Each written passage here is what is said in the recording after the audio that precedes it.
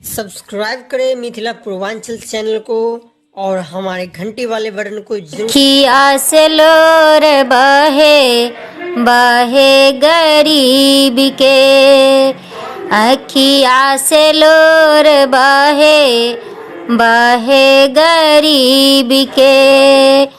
जलो हम लाई भोला तोह के चढ़बनी हो महादेव। जलो हम लाई भोला तोह के चढ़बनी, जलो से लिख देली नसीब गरीब के। जलो से लिख देली नसीब गरीब के। अखिया से लोर बहे बहे गरीब के।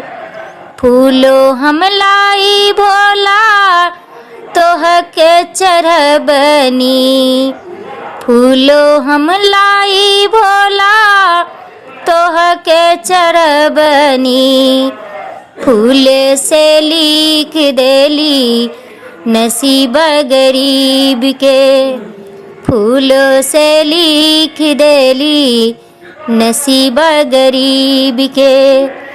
अखिया से लोर बहे बहे गरीब के।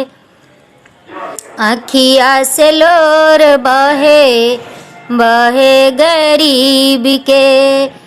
चंदना हम लाई भोला तोह के चढ़बली, चंदना हम लाई भोला तोह के चढ़बनी।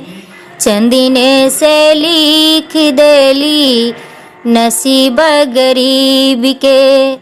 चंदने से लिख देली नसीब गरीब के। अखिया से लोर बहे बहे गरीब के। अछित हम लाई भोला तोह के चढ़बनी, अछित हम लाई भोला तोह के चढ़बनी। अछती से लिख देली नसीब गरीब के। अछती से लिख देली नसीब गरीब के। अखिया से लोर बहे बहे गरीब के। हाथी जोड़ी ठारा भोला तोहर शरण में, हाथी जोड़ी ठारे भोला तोहर शरण में। दर्शन दे दो भोला अखिया ही खोल के।